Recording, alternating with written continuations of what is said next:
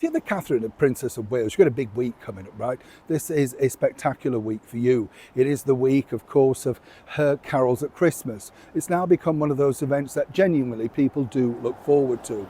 And it's interesting, isn't it? Because when you think about it, it's a simple concept, and I'm not knocking it, trust me, but it's a very simple concept about getting people together, admiring what they've done over the year or whatever, and inviting them along. Very special people that have touched Catherine and William and other senior members of the monarchy all along the way. But of course, you know, there it is in this glorious setting of Westminster Abbey, and put together with a very big team, you know, strong team behind her, organising such a wonderful event. But this event, as ever, can attract the wrong crowd. As ever, let me explain.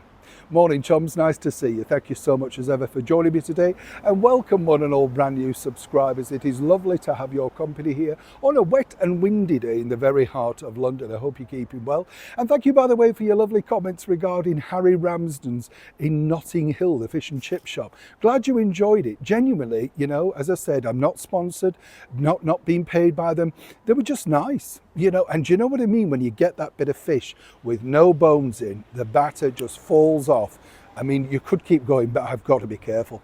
I know, now I know where it is. That's your problem, isn't it? I'll have to save up, but you know what I mean? It's one of those things where you think, loved it, absolutely loved it. And as I said, if you want the traditional treat, that would be my recommendation, because it does taste like real fish and chips, you know, as I remember them, you know what I mean? Let's get back, of course, to your royal story of the day. As I said, big week for Catherine, Princess of Wales, but as I also pointed out recently, you know, the problem that you have is you have to be very careful in that elevated position that she has, because of course you can get, you know, in with the wrong crowd. But some situations you can't help yourself, right? And this is because they are placed in there by the electorate, the public. We're talking, of course, about the current British Prime Minister, the Right Honourable Sir Keir Starmer, right? Now, as I told you recently, you know, like Prince William, it doesn't really serve you well, and it's a tricky manoeuvre for both of them, really, because he is the Prime Minister, he can request meetings, and he can request, of course, certain issues where he needs to go, and takes and seizes that opportunity, in his mind at least, to think that some of this glorious PR, the warmth for Catherine and William, will rub off onto him. And if in serious doubt, he may even rope in his wife, right? The never-seen Lady Victoria. You get the picture.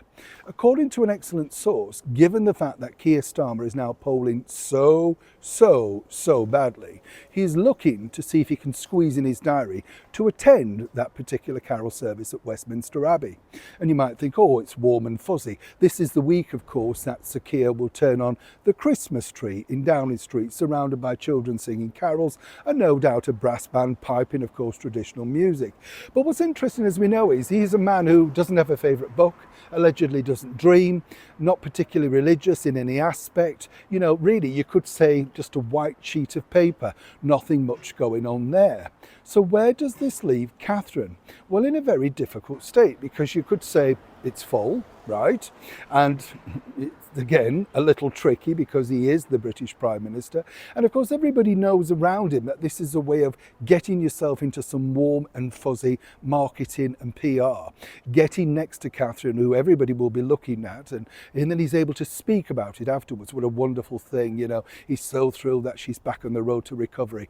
This man will say anything to try and twist a story. Again, it's no point saying allegedly, it's in black and white. You've seen the interviews, you know exactly how he twists the stories to suit himself. The problem now that you've got is, well, if that comes through, how will this be, shall we put it nicely, put together? One would suspect there may be a brief meeting, possibly a handshake or something like that.